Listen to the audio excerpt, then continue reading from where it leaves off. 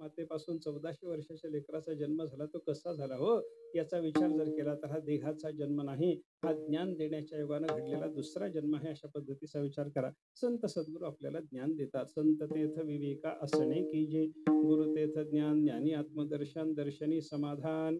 हाती जैसे सद्गुरूच्याकडे ज्ञान असतं आणि ते ज्ञान आपल्याला देऊन आपला दुसरा जन्म घडवण्याचं काम संत सद्गुरू करत असतात. म्हणून संत जन्म देतात आणि जन्म द्यायचा म्हणलं की त्या जन्माच्या अगोदर उदरामध्ये सांभाळावं लागतं. ज्ञान देऊन आपला दुसरा जन्म घडवण्याकरता तो ज्ञानाचा भाग आपल्या ठिकाणी परिपक्व होईपर्यंत सद्गुरूंनी त्यांच्या पोटात उदरात आपल्याला सांभाळलेलं असतं. हा सद्गुरूचा उदरात सांभाळण्याचा जो प्रकार आपल्याला पाहायला सापडतो, याला काय म्हणायचं. आणि गंमत अशी आहे, स्वरूपाच्या उदरामध्ये एकदा सद्गुरूंनी आपल्याला घेतलं की देव जसा ब्रह्मांडाला आपल्या उदरात कायम घेऊन असतो, तसं स्वरूपाच्या उदरात घेतल्याच्या नंतर संत सद्गुरू आपल्याला कायम उदरात घेऊन असतात. म्हणून त्यांना माता म्हणा, हा एक भाग झाला. आणि दुसरा भाग पूज्यतेचा विचार करा. माता शब्दाचा दुसरा अर्थ काय, मान्यते पूज्यते जनही इथे माता.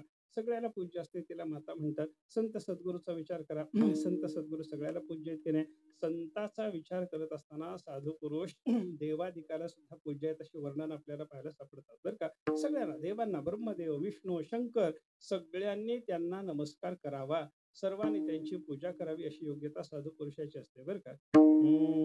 ब्रह्मा घाली लोटांगण, ब्रह्मा घाली लोटांगण, ब्रह्मा घाली लोटांगण, ब्रह्मा घाली लोटांगण, ब्रह्मा घाली लोटांगण, ब्रह्मा घाली लोटांगण, ब्रह्मा घाली लोटांगण, ब्रह्मा घाली लोटांगण. विष्णू वंदितो चरण, विष्णू वंदितो चरण,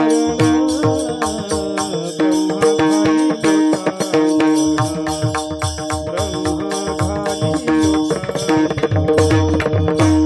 विष्णू वंदितो चरण, विष्णू वंदितो चरण, ब्रह्मा घाली लोटांगण, ब्रह्मा घाली लोटांगण, ब्रह्मा घाली लोटांगण. विष्णू वंदितो चरण, विष्णू वंदितो चरण, वंदितो चरण, ब्रह्मा घाली लोटांगण, विष्णू वंदितो चरण, विष्णू वंदितो चरण, विष्णू वंदितो चरण. ब्रह्मा घाली लोटांगण, विष्णू वंदितो चरण. नाथ महाराज साधू पुरुषाचं वर्णन करत असताना सांगतात की बाबा साधूचं दर्शन झाल्याबरोबर ब्रह्मदेव त्यांना लोटांगण घालतात. ब्रह्मदेव म्हणजे सृष्टीचा आदिदेव आहे. ब्रह्मा विष्णू महेशासारखे मोठे देव दुसरे कोणी नाहीत. त्याच्यातला ब्रह्मदेव भगवंताला साष्टांग नमस्कार करतो. ब्रह्मा घाली लोटांगण, विष्णू वंदितो चरण. भगवान महाविष्णू त्यांच्या चरणाला नमस्कार करतात. आता ब्रह्मा आणि विष्णू या दोघांनी नमस्कार केल्यावर शंकर काय गप्प बसतील का हो. चरणीचे रज वंदे शोळ पाडिया, चरणीचे वंदे शोळ पाडिया, चरणीचे रज वंदे शोळ पाडिया. चरणीचे रज वंदे शोळ पाडिया. नाचती कीर्तनी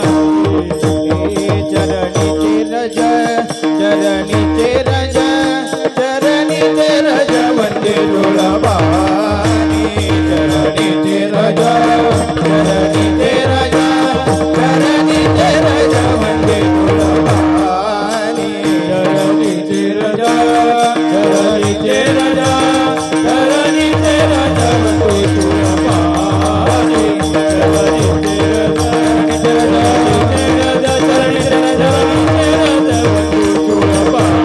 चरणीचे राजा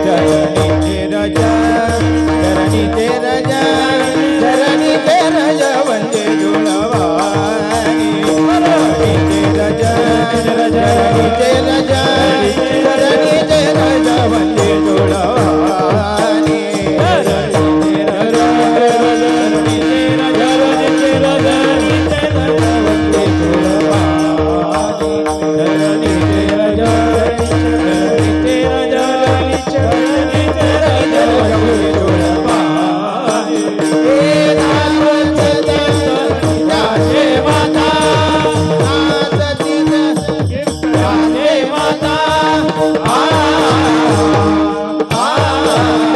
ऐसे बळ नाही ऐसे बळ नाही ऐसे बळ नाही आणि काटे आगे बळ नाही ऐसे बळ नाही ऐसे बळ नाही आणि काटे आगे धावती कीर्तनी काचे माता धावती कीर्तनी काचे माता ऐसे बळ नाही बळ नाही बळ नाही बळ नाही ऐसे बळ नाही बळ नाही आणि काटे ऐसे बळ नाही ऐसे बळ नाही ऐसे बळ नाही आणि चरणीचे रज वंदे शोळ पाणी नाचती कीर्तनी त्याचे माथा. जे कीर्तनात तल्लीन होऊन नाचणारे असे हरिदास महात्मे आहेत ना, त्यांच्या चरणीच्या धुळीला भगवान शंकर मस्तकावर धारण करतात असं वर्णन तुकाराम महाराज करतात. याचा अर्थ झाला ब्रह्मा घाली लोटांगण, विष्णू वंदित चरण आणि चरणीचे रज वंदे शूळ पाणी. या तीनही चरणाचा विचार जर आपण केला तर त्याच्यातून लक्षात आपल्याला असं घेता येतं की ब्रह्मा विष्णू महेश हे सुद्धा साधूला नमस्कार करतात. ही साधूची पूज्यता आहे. साधकाचा गर्भ ज्ञानाच्या जन्माकरता म्हणून आपल्या उदरामध्ये सांभाळणारे सद्गुरू आहेत. आपल्या उदरात घेऊन त्याला श्रवण घडवतात, आपल्या उदरात घेऊन त्याला मनन निधी ध्यासन घडवतात आणि तेवढा काळपर्यंत उदरामध्ये त्यांनी सांभाळलेलं असतं.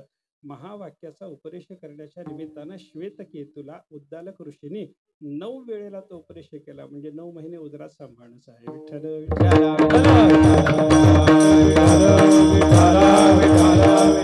अशा पद्धतीने आपल्या गर्भामध्ये स्वरूपाच्या उदरामध्ये सांभाळणारे संत सद्गुरू असल्यामुळे त्यांना माता म्हणा. आणि सगळ्या जगाला नव्हे ब्रह्मा विष्णू महेशालाही ते पूज्य आहेत म्हणून पूज्यतेच्या दृष्टीनेही त्यांना माता म्हणावं हा विचार पण केला. आता जन्म उदरात गर्भ सांभाळणारी आणि पूज्य असणारे त्याला माता म्हणावं असा अर्थ असल्यामुळं देवाला माता कसं म्हणायचं तेही पाहिलं, संताला कसं माता म्हणलं जातं तेही आपण पाहिलं. आता आपल्या मातेकडे चला. आपल्याला जन्म देणारी आपली जी माता आहे त्याला माता म्हणत असताना ती उदरात गर्भ सांभाळते हे काही स्वतंत्र चिंतन करून सांगायची गरज नाही.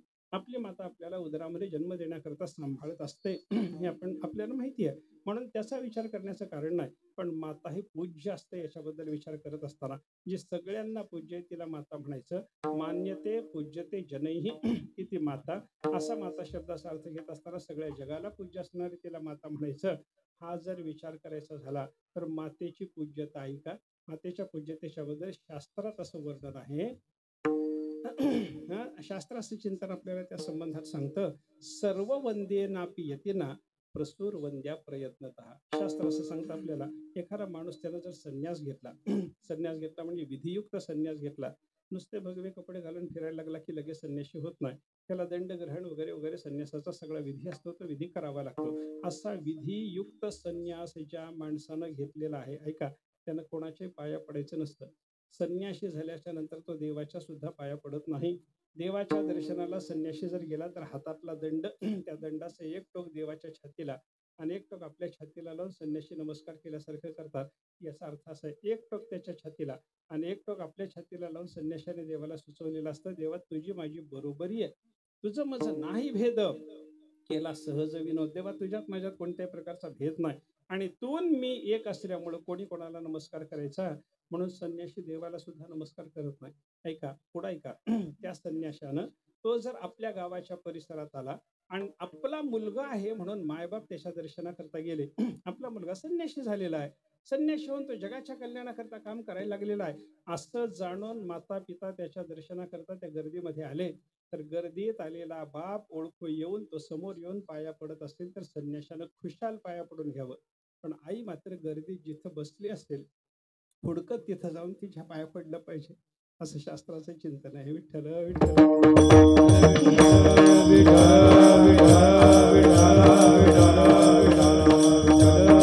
वाक्यच असं आहे, सर्व वंदेनापि यतीना, सर्व वंदेन यतीना प्रसूहु वंद्या प्रयत्नतः. प्रयत्नपूर्वक समाजातून तिला शोधून काढावून आपल्या आईला नमस्कार करावा, असा संन्याशानं सुद्धा आईला नमस्कार केला पाहिजे.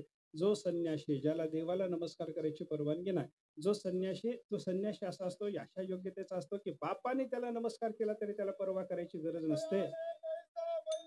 पण त्या साधू पुरुषाला त्या संन्याशाला आपल्या मातेला नमस्कार करावा लागतो. विठ्ठल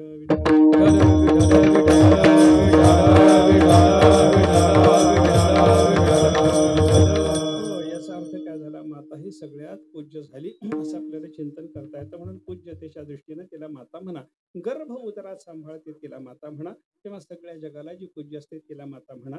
या दोन्ही अर्थानं देवालाही माता म्हणता येतं, या दोन्ही अर्थाने संतांनाही माता म्हणता येतं, आणि या दोन्ही अर्थाने आपल्याला जन्म देणाऱ्या मातेलाही माता म्हणता येतं.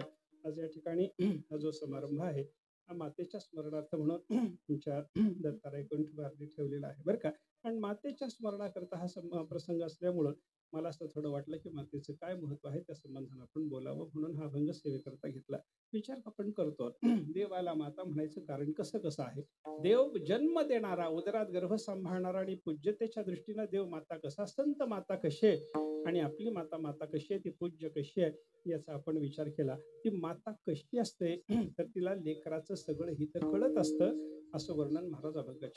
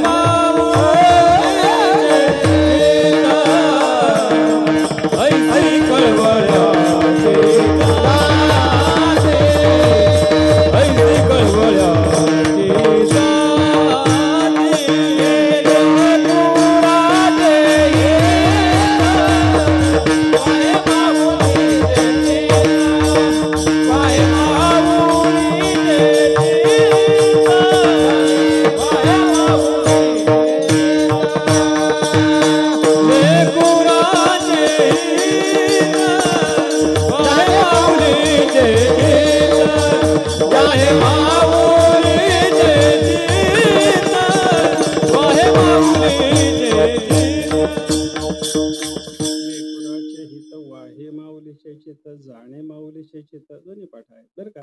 लेकुराचे हित जाणे, मातेला लेकराचं हित कळत असतं आणि माता लेकराच्या हिताचं वहन करत असते.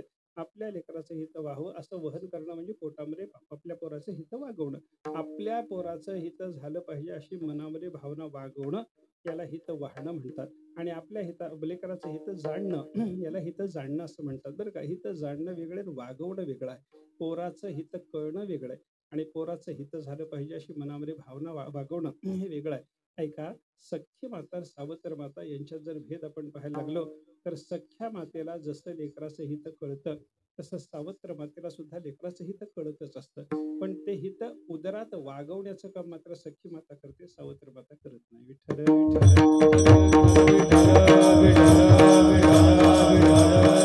म्हणून सख्ख्या मातेला कळवळा असतो आणि सावत्र मातेला कळवळा नसतो बरं का. आपुलियाचा कळवळा आणि का बाळावरी नये, आणि का बाळावरी नये. आपुलियाचा कळवळा आणि का बाळावरी नये, आणि का बाळावरी नये. आपुलियाचा कळवळा आणि का बाळावरी नये. आपुलियाचा कळवळा आणि का बाळावरी नये. आपुलियाचा कळवळा आणि का बाळावरी नये, आणि का बाळावरी नये. आपुलियाचा कळवळा आणि का बाळावरी नये, आणि का बाळावरी नये.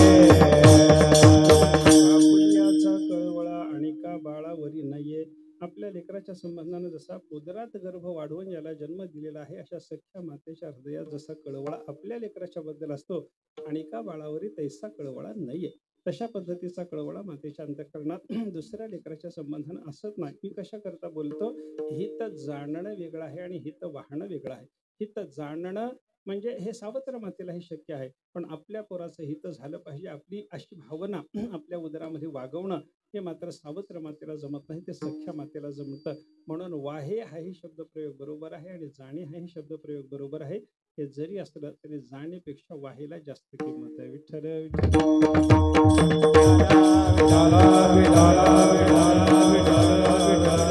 लेकराचे हित वाहे माऊलीचे चित्त. आपल्या पोराचं हित झालं पाहिजे अशी भावना माता आपल्या उदरात वागवत असते. आईसी कळवळ्याची जाती, अशी मातेची जात कशी आहे, कळवळ्याची आहे. आणि करी लाभाविण प्रीती, आपल्या लेकरावरती प्रेम करणारे असते, ते प्रेम लाभा वाचून कोणत्याही प्रकारचा स्वार्थ नसतो मातेच्या अंतःकरणामध्ये. पोराने माझ्याकरता हे करावं, याच्याकरता मी आज लेकरावर प्रेम करते असं म्हणून जी माता लेकरावर प्रेम करते तिचं प्रेम खरं लेकरावर नाहीच आहे म्हणून समजा. विठ्ठल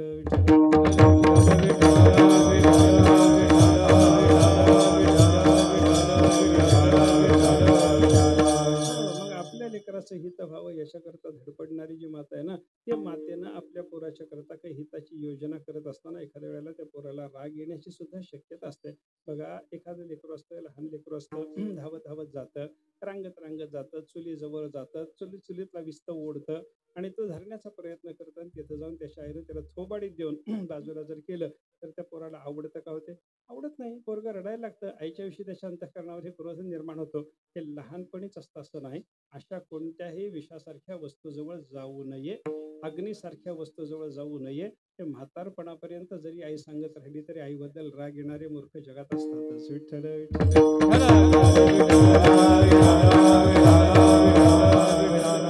विष आहे तिकडे जाऊ नको बाबा, परस्त्री विष आहे तिकडे जाऊ नको बाबा, जुगार विष आहे तिकडे जाऊ नको बाबा. हे माता सांगायला लागल्याच्या नंतर कोणत्या तरुणाला आवडतं सांगा ना. मग मातेच्या संबंधाने त्याच्या अंतःकरणामध्ये क्रोध निर्माण होतो. पण आपल्या पोराच्या अंतःकरणात आपल्याविषयी क्रोध निर्माण व्हायला लागला तरी जी स्वतः रागावत नाही तिलाच माता म्हणायचं. म्हणून महाराजांनी तिसऱ्या चरणातून जे वर्णन केले ते बघा. पोटी भार वाहे, पोटी भार वाहे,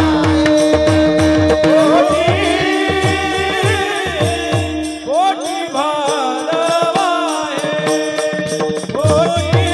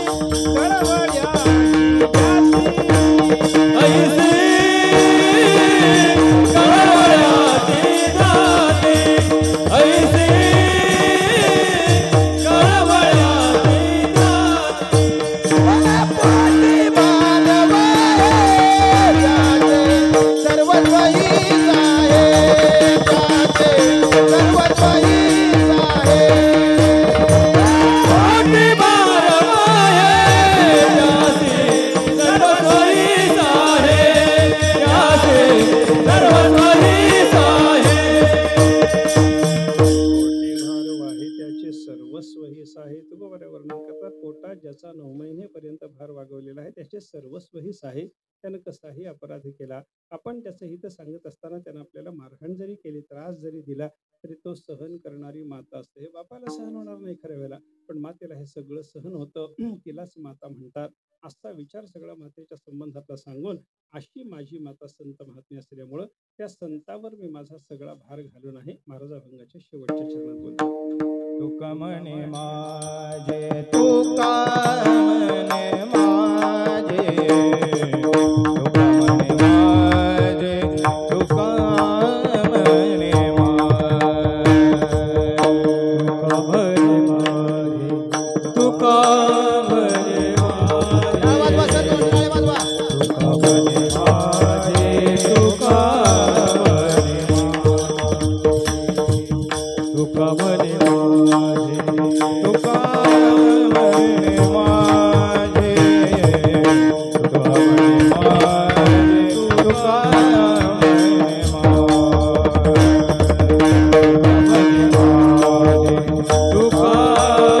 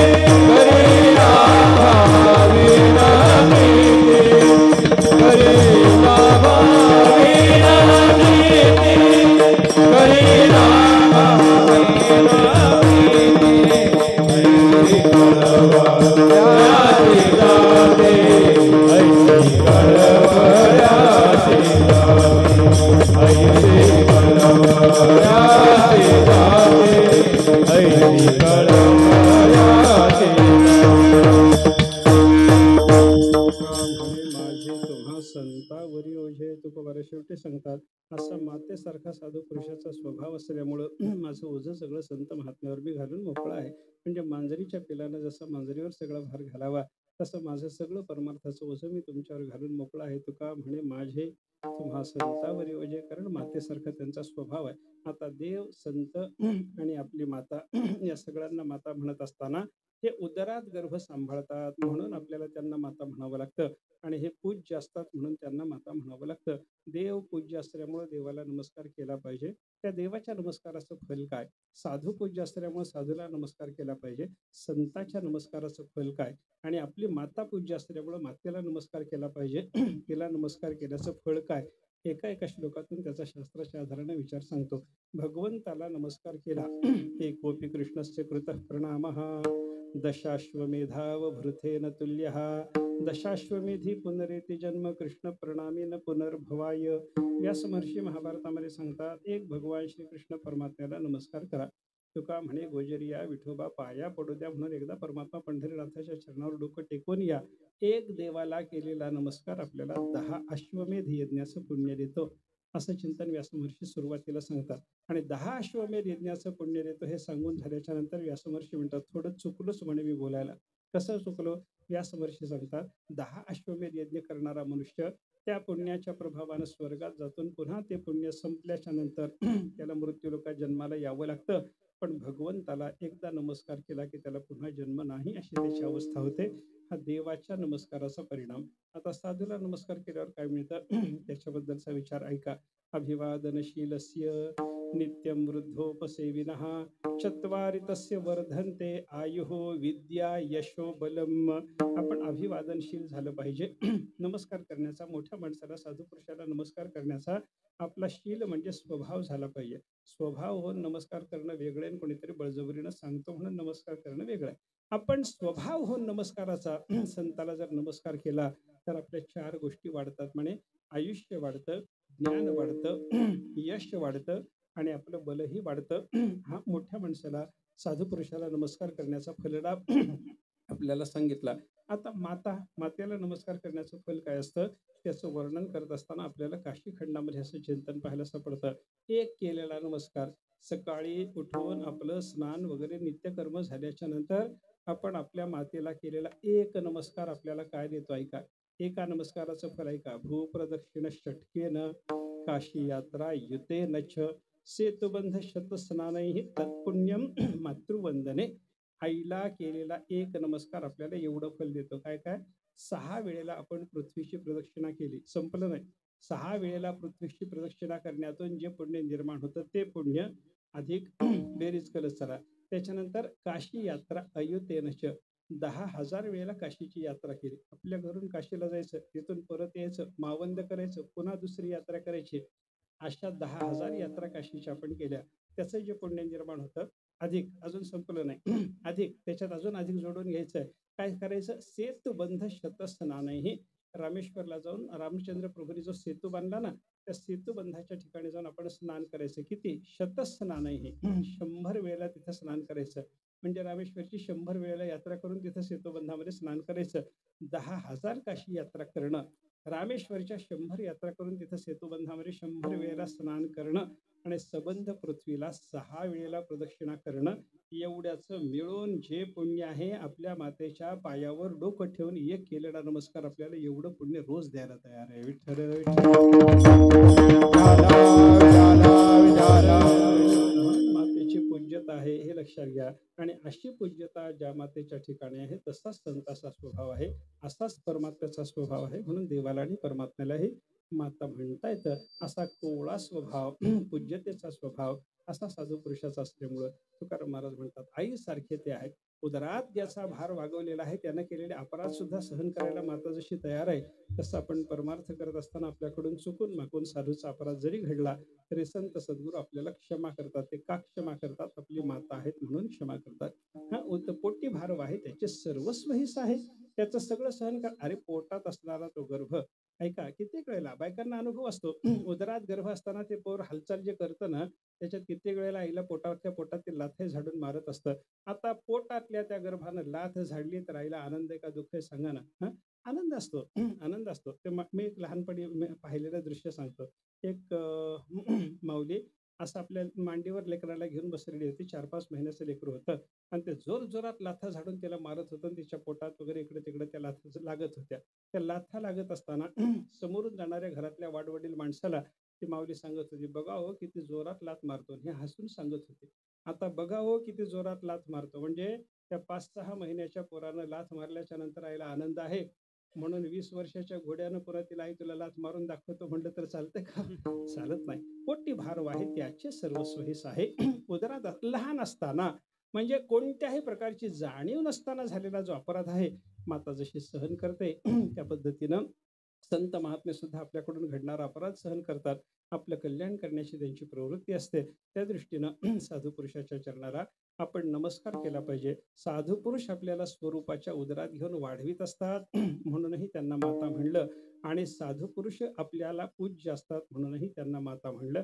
म्हणून मातेच्या स्वभावाचे असल्यामुळं तुका म्हणे माझे संतावरी ओझे, ऐसी कळवळ्याची या ती करी लाभावी न प्रीती, असं त्या साधूच्या संबंधामध्ये तुकोबारायांनी केलेलं वर्णन आहे. हाच संताचा स्वभाव जाणून आपण संताला शरण असलं पाहिजे. हाच भगवंताचा स्वभाव जाणून आपण भगवंताला शरण असलं पाहिजे आणि हाच आपल्या मातेचा स्वभाव जाणून आपण मातेलाही शरण असलं पाहिजे. मातेची सर्वतोपरी सेवा केली पाहिजे आणि त्याच पद्धतीनं मातेच्या ठिकाणी श्रद्धाभाव धारण करून मातेची सेवा करताना आमच्या दत्ताराय कंठवारनी त्यांच्या भावानी वगैरे सुद्धा मातेची सेवा जशी केली तशाच पद्धतीने जिवंत असताना सेवा करणं आणि त्याच्यानंतरही सेवा करणं. पुत्र धर्माचा विचार सांगत असताना शास्त्र आपल्याला असं सांगतं ना, जीवतोर वाक्य करणात प्रत्यब्दम भूरी भोजनात गयायाम पिंडदानाच त्रिभिः पुत्रस्य पुत्रता.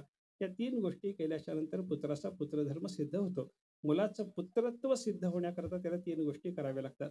मायबाप जिवंत असेपर्यंत त्यांची आज्ञा पाळणं, 1 ते मेल्याच्या नंतर त्यांच्या श्राद्ध तिथीला विपुल अन्नदान करणं, 2 आणि एकदा त्यांच्याकरता गयेला जाऊन विष्णुपराच्या ठिकाणी पिंडदान करून येणं. या 3 गोष्टी केल्या की पोराचा पुत्रधर्म सिद्ध होतो. त्या पद्धतीनं आपल्या मातेचीही या रायकंठवार परिवारानं सेवा केलेली आहे. जिवंत असताना ही सेवा केली आणि आता त्या गेल्याच्या नंतर एवढं मोठं अन्नदान एवढं मोठं नामचिंतन वगैरे सगळं घडवून आपल्याला मातेच्या सेवेमध्ये प्रवृत्त असलं पाहिजे. याचाच आदर्श त्यांनी वाडवडिलांचा मानला. त्या पद्धतीनं ते सेवेमध्ये आहेत. त्यांची मातेची सेवा लक्षात घेऊन आपण सुद्धा आपल्या मातेच्या सेवेत प्रवृत्त असलं पाहिजे. परमात्मा पंढरीनाथ पंढरपूरला जो आला तो पुंडलिकानं मायबापाची सेवा केली म्हणूनच आला, हे लक्षात घ्या. आणि आपले माता पिता सर्व तीर्थक्षेत्रापेक्षा सुद्धा मोठे आहेत. ज्ञानोबांनी चिंतन सांगितले आपल्याला, सकळ तीर्थाची ये धुरे जी एका माता पितरे तया सेवे सिकेर शरीरे लोणकी. जे आपलं शरीर जरी त्यांच्या सेवेकरता ओवाळून टाकण्याचा प्रसंग आला तर शरीरही ओवाळून टाकलं पाहिजे. एवढी मायबापाची महती आहे, एवढं लक्षात घ्या आणि मायबापाच्या सेवेत प्रवृत्त व्हा. माता पिता त्यांचं म्हातारपण, त्यांचा त्रासदायक स्वभाव याच्याकडं बघून आपण त्यांना कंटाळून त्यांचा अव्हेर करण्यामध्ये कोणाचंही कल्याण कधीही होत नाही, हे चिंतन लक्षात घ्या.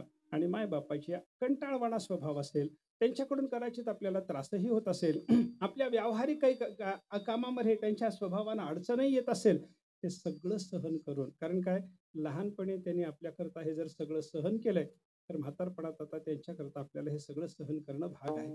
अरे बघा, माता पिता त्यांच्या संबंधानं ते वृद्ध झाल्याच्या नंतर त्यांच्या खोलीत जायला एक मुलगा तयार नाही, कारण तिथं दुर्गंधी येते, त्यांची लघवी झालेली असते, संडास त्यांना एखाद्या वेळेला जागेवर होते, त्याच्यामुळे त्यांच्या खोलीत गेल्यानंतर दुर्गंधी येते. म्हणून मुलगा जर खोलीत जात नसेल तर विचार करा, अरे आपण लहान असताना विष्ठा आपली जागेवर झाली, आपलं मूत्र जागेवर झालं, त्या मलमूत्रामध्ये आपण लोळलो, आपलं सगळं शरीर आपण भरून घेतलं आणि आपलं सगळं शरीर भरलेलं असताना आपल्याला उचलून घेऊन ती शरीराची आपल्या शरीराला लागलेली विष्ठा सगळी आपल्या अंगाला लावून घेऊन ज्या मातेनं नेऊन आपल्याला धुवून आणलेलं आहे, ज्या पित्यानं अशा पद्धतीनं आपलं सगळं संगोपन केलेलं आहे, त्यांच्या संबंधानं आपल्या अंतःकरणामध्ये श्रद्धाभाव असलाच पाहिजे. ते आपले देवच आहेत, देवाच्या पेक्षा श्रेष्ठ आहेत, हा भाग लक्षात घेतला पाहिजे. आणि माता पित्याची सेवा करून प्रत्येकाने कृतार्थ झालं पाहिजे. हा एक संदेश या अभंगातून आपल्याला घ्यायचा आहे. आणि साधूचा स्वभाव सुद्धा मातेप्रमाणेच असल्यामुळं माती गर्भो अस्यामिती माता या व्युत्पत्तीनंही संताला माता म्हणता येतं आणि मान्यते पूज्यते जनैही इति माता या व्युत्पत्तीनंही संताला माता म्हणता येतं. हे लक्षात घेऊन संतांना आपण सदा सर्वकाळ शिरोधार्य मानलं पाहिजे. एवढं या अभंगाच्या चिंतनातून आपण लक्षात घ्यावं, एवढं सांगून सेवा पूर्ण करतो. ज्ञानेश्वर माऊली ज्ञानराज माऊली